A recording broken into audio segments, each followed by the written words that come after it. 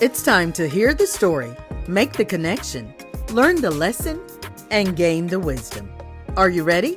Let's get charged and be changed. The Sister Speak Brother Break Show. Conversations on grace, healing, and deliverance. This is Marcy Bush. Come on, let's journey together. People came and they held them, but I don't even know if they really knew the mental state that I was in. My mama probably did, but I don't know if everybody did or not. They would hold them, but I would always get them. I would always get them back. He knew it. He knew what was going on. Right. He seen it firsthand. Right. Nobody saw nobody saw the behind the scenes. Yeah. TV and stuff, because I always knew how to work through when other folks were around. Call it whatever you want to call it, but I knew I had my moments when I had my moments. Yeah. But I didn't present myself as vulnerable in other situations because I just didn't. Okay. I just didn't. I've never been that way. Right. But he saw the moments, and he saw, and he knew really what was going on, and he saw all the tears, and he saw all the crying.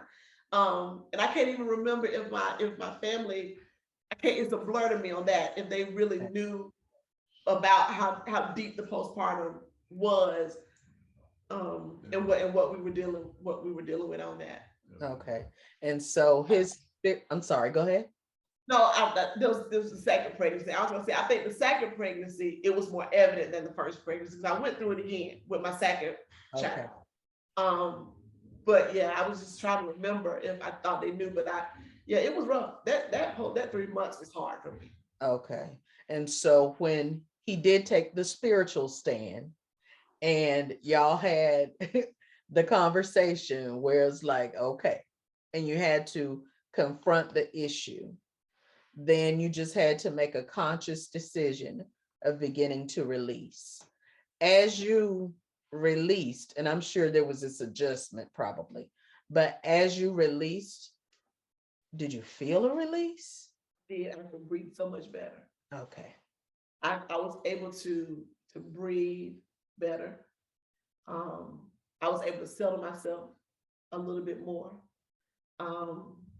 And I started the process of getting better. Okay. Right. It didn't happen overnight, but I started the process of getting better. Okay. And then during that time, my grandfather passed away. Okay. In that moment, like during that time, and that was the thing that snapped me out. Okay. Wow. That's when I snapped out, literally snapped out of that postpartum. And it's almost like I came back to myself almost. Wow. It's like okay, your granddad, like my granddad was like, my heart. And that's, I literally felt like in that moment, I came back to Ching. Okay. I began to feel like myself and talk like myself and be myself. And I hadn't felt that for 3 months. Okay. Do you feel, and I don't know, and maybe, but do you feel like possibly that one of the reasons that you came back to yourself was because I know sometimes, even though we have those emotions, we also feel when the people around us need us, or when we just want to check to make sure they're okay, or we want to, and maybe you allowed there to kind of be a pull from it, like somebody else needs me besides the baby.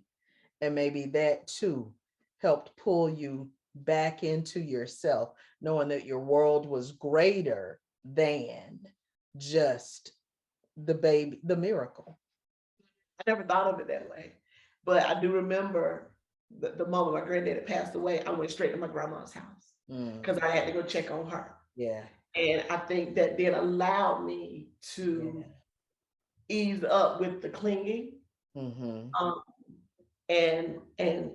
kind of get back to being who I am, and that is the kind of making sure everybody all right, and doing all that, and was able to level. I felt like I was leveled off again. Okay. I felt like I was balanced again. Okay. And while I was still giving the best care I could, it didn't feel so territorial.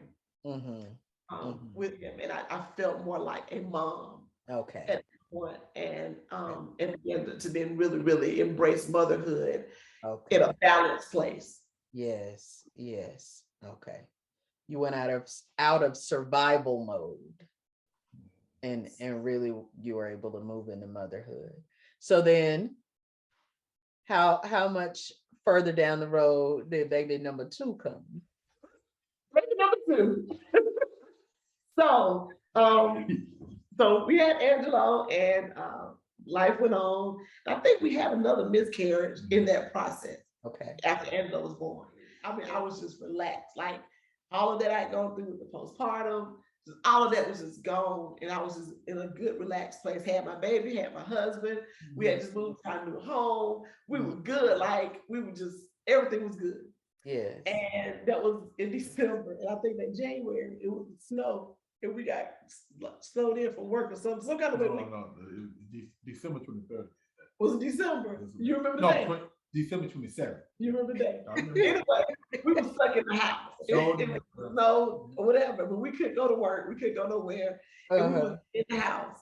And we were stuck in the house. And we know we had little baby sleep. And so I'm relaxed. We there. We you know, yes, enjoyed each other. Fun right. And so then about a few weeks later, I started feeling like dying. Like I feel like I was like just really, really sick. On the King Day, 2012. And I went to the doctor, and I said, "Doctor, something ain't right." And he said, "Let me check you for the flu." No. He didn't even swab me for the flu. He said, "It sounds like you have the flu." So this is what you do. And I remember that day, I got on the scale. We knew how to check, and I gained like 10 pounds. Okay. And I was asking the doctor more about the weight gain than I was about the symptoms, because I was concerned about, I ain't never been that big before. And he was like, "No, that's, it's after holidays, whatever." And so I went to the doctor. I mean, I was sick. He said it's the flu. I went home a couple days. I still didn't get any better. I was not better. And Delvis he has a picture. I was on the couch. It literally looked like I was dying. Like it was just, it was horrible.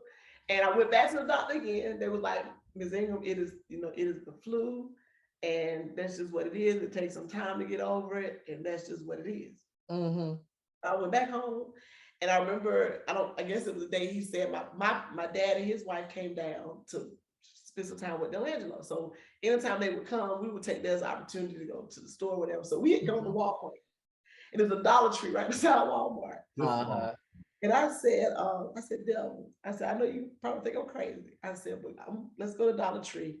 I'm gonna go get one of these little Dollar Tree pregnancy tests." Because see, back when we was trying before, we would get the expensive tests, like the one that cost all the money. I probably could have bought stocks in EPT. But so I said, "We'll get one of these the cheapest from Dollar Store." I said, "That test come up positive."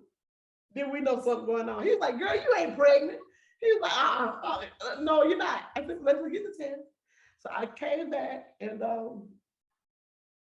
I think they had took Angela chicken cheese or something. Anyway, I came back and took the test, and before I could finish the test good, the line popped up.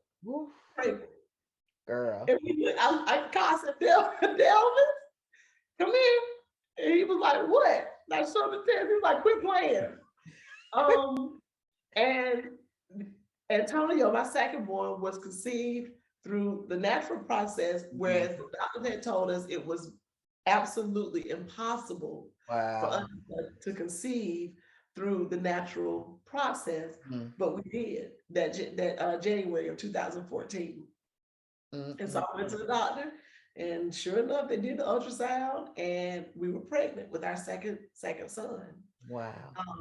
That 2014 year, and we were shocked. I mean, now I'm telling you that time because I didn't expect that. But again, we got the word. God's gonna do it, and He's gonna do it again. That was what we got. So we were good with the do it. God gonna do it. We haven't forgot about He gonna do it again. Oh wow! And He did just that. He blessed us with the first one, and He blessed us with the second one. I remember again, because we went through these revivals, and I remember Bishop Preston threw a towel at me. He threw a towel. He said, "God gonna do it." And I caught that towel and he threw it up. He said, God will do it again. And sure enough, we had the second. We got pregnant with the second one through natural conception. Yes. And and so we went through that, went to the doctors and all of that. And during that time, a good friend of ours passed away. And he they were doing a memorial for him up in the DC area. And this was about, I was 32 weeks pregnant, 32 weeks pregnant with Antonio. And we went, I talked to the doctors about whether it was okay for me to make that ride or not. Doctor over there was like, you're fine, you can go, everything be fine. So after a lot of talks between us, we said, okay, we'll be fine, we'll go. So I went on the trip to DC, we sang up there, our praise team sang up there. Okay. Huh? Jersey? It was Jersey, went to Jersey. Okay. And so we went there and we sang, we stayed at the hotel for a couple hours, got some rest, and we came back down the road. So we did church Sunday. Went to church Sunday that morning. And the video is still on Facebook. We have a good service. And my youngest, my oldest son, Angelo, he was, what, 1 or 2? He jumped up, out of nowhere. He just jumped out the pew and just went dancing. He went to dancing. And then my niece came over there, she helped him, because Arlana, Shonda's baby, she go crazy. My niece, she went to help me, and my niece and my son, they were dancing. And it was just different. My baby was dancing. And my mama got the mic, who's my pastor, and she said, she looked at me, she said, Delangelo is praising God for the safe delivery of his brother and the safety of his mama. Now this was that Sunday. Left there, went to a second service. At that service, another church member of ours was pregnant, and she was in the hospital with complications. Okay. And I remember, speaking over her, saying, God was going to do it for her. We left that second service. I went to my grandmother's house for a family dinner. The moment I walked in the house, and I had a really strong urgency to go to the restroom. I was 32 weeks pregnant, went to the restroom to use the bathroom, and I started hemorrhaging. And when I tell you, I was losing so much blood where, it was bad. Okay. And they rushed me to the hospital in a whole other city. Now, because of the complications I had before and all the surgeries I had before, with the DNCs and all of that, I had a lot of scar tissue. And so the doctors that I was seeing, I was going to have a C-section. They would have to cut me a certain way, because they said that if they did the C-section and cut me in a certain place, I would bleed out, right? Because of the way things were on the inside. And so I ended up going to another hospital with a whole other doctor that knew nothing about my medical history. Okay. And I remember they got me to the hospital. Poor thing, he didn't know what was going on. He was ready. He was there fixing him a plate. He was trying to eat or something. And they literally snatched Angelo my oldest son, out of his arms. It was like, we got to get you into the hospital, because he was out there with the men. The men always outside doing what they do. Okay. But he had no idea what was going on. He just jumped in the car. Was like, what's happening? So they started explaining to him, but I was just losing so much blood. Okay. And so we got to the hospital. They got me in a wheelchair. I remember them rushing me down the hall. They were literally taking my clothes off of me while I was getting down the hallway, because that's just how urgent it was. We got there. They started hooking me up all these machines.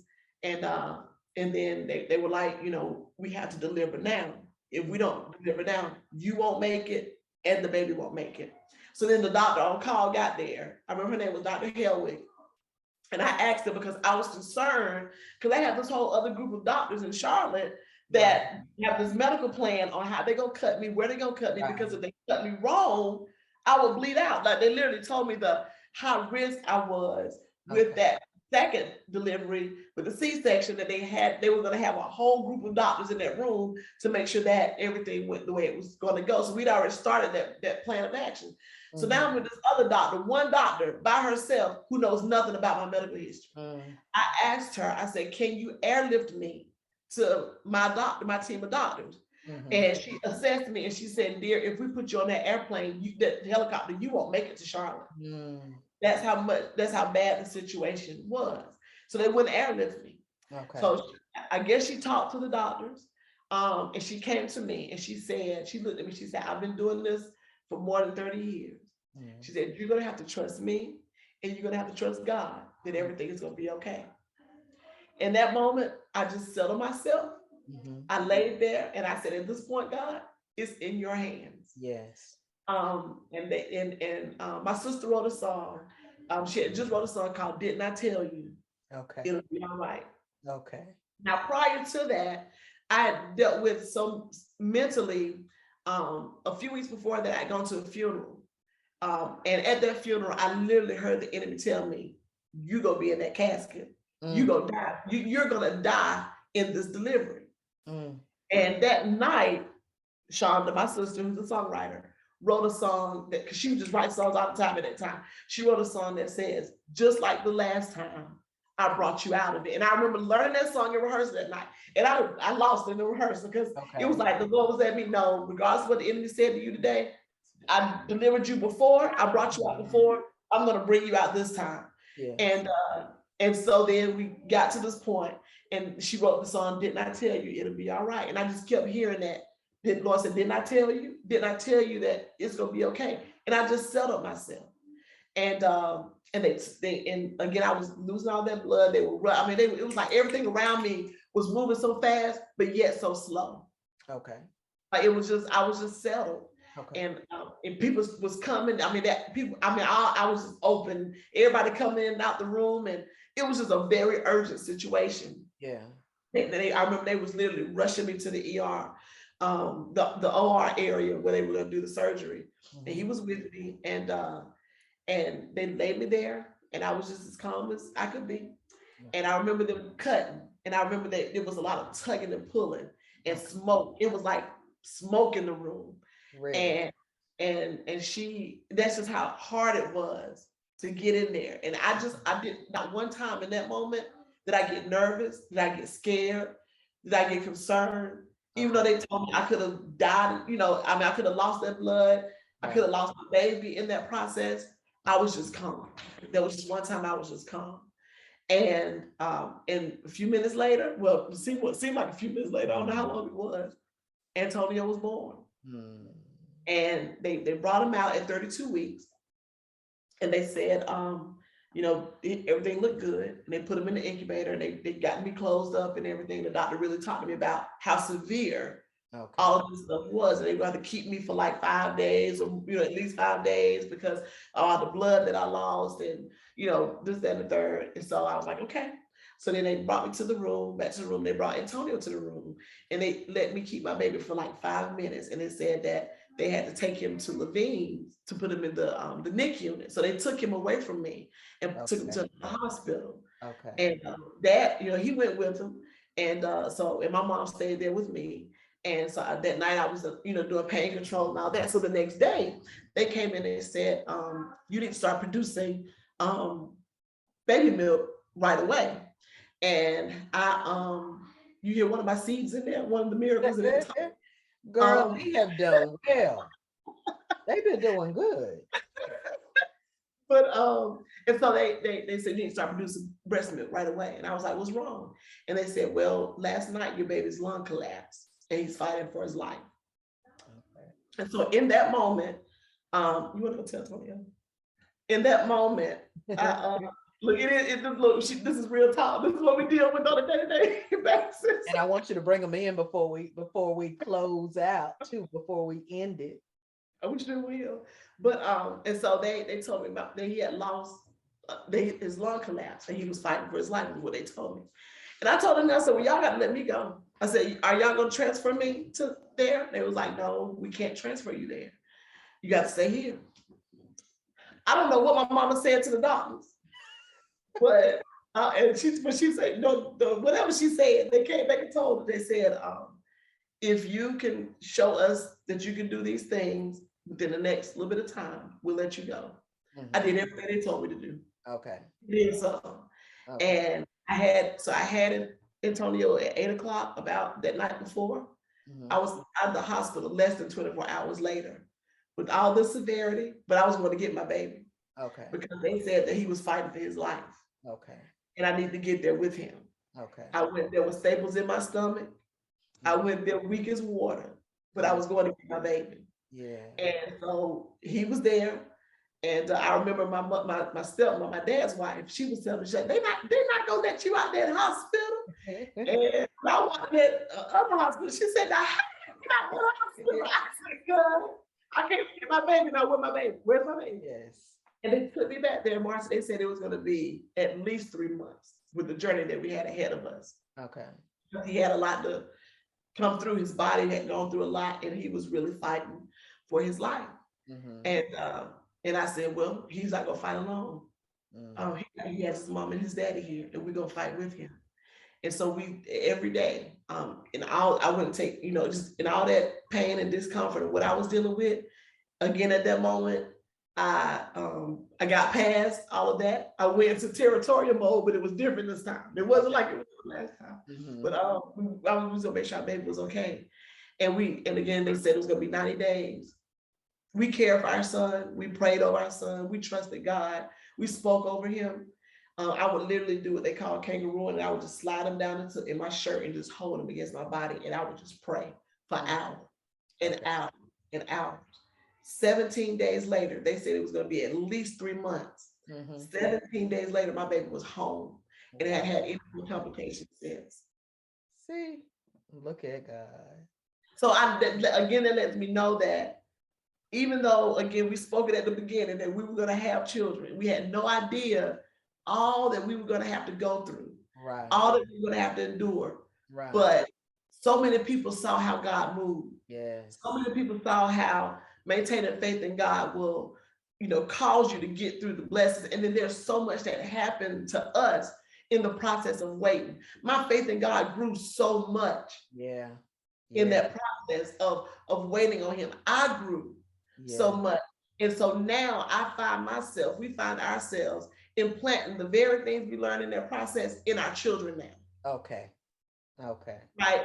And we were prepared where we couldn't have imparted them now, the things we know now had we not gone through what we've gone through. Yes. They say all things work together for the good of those who love the Lord. That's a huge part of our testimony because it wasn't easy. It wasn't fun. I did not always do it the right way. I didn't always say the right things. I didn't always have the right mindset. I didn't always feel my best through this process, but I never lost faith in God. I couldn't. Even when I wanted to, Marcy, when I wanted to just be like, okay, I couldn't. I couldn't stop trusting.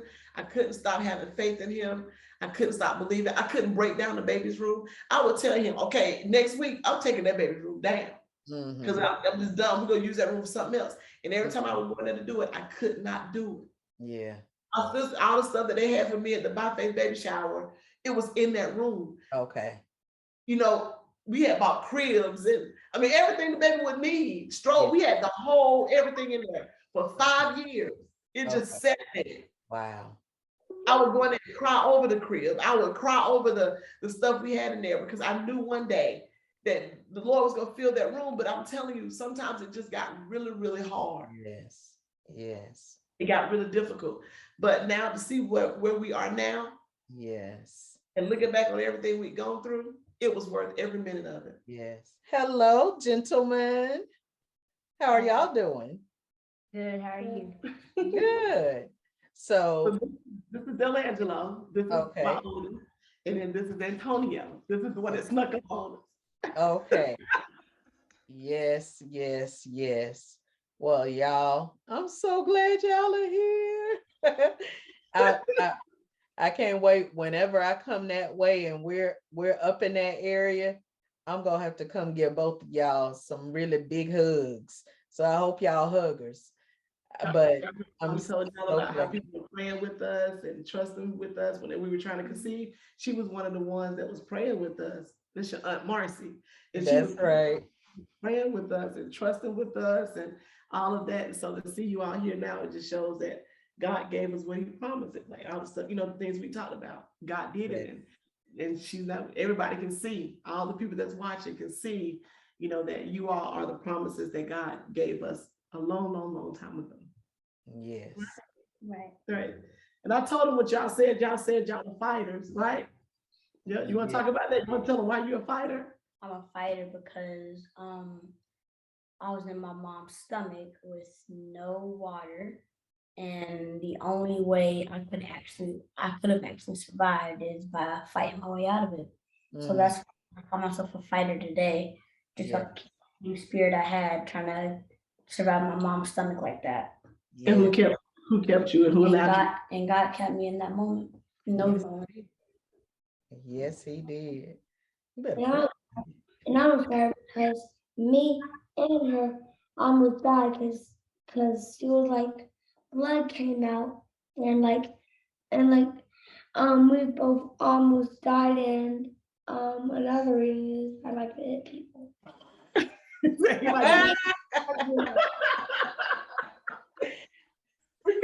I hear he, Really? he just gonna transfer that blow to the devil. That's all. Right. See, both of them were in karate, so we all that came out. In that Gotcha. process. Yeah, Yes. but God, I I mean, love we have it. really tough, strong, and powerful little boys. And I'm just excited about, what God's gonna do in their life. I really So am. am I. So am I. Look out, world. Look out, world. Well, I want to thank y'all so much for taking the time. Boys, I want to tell y'all were so good. Y'all were so good. I'm sure mom and dad are going to give y'all some kind of treats for being so good while they were talking to me. But I love y'all so much. And I look forward to the rest of the story, to what God is going to do and how God is going to use this testimony that you all have given to encourage people that you will never meet, but whose lives you'll change. And so I just thank y'all for sharing with us. And I thank those of you who are watching for being here with us on the Sister Speak Brother Break show. I want you to share this with other people who may be in need of encouragement, may need to know that whatever it is that God has promised, it will truly be worth the wait. We hope to see you next week, same place, same time. God bless you. Thanks so much for joining us today. If you've been blessed by today's show, feel free to let us know.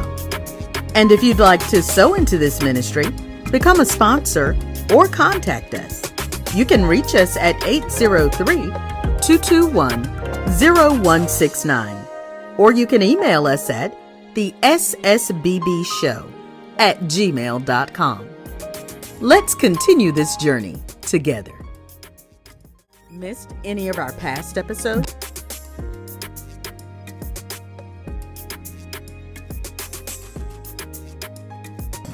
Catch up on past shows on my YouTube channel at Marcy Bush, MarceyBush. And be sure to subscribe so you won't miss any future episodes.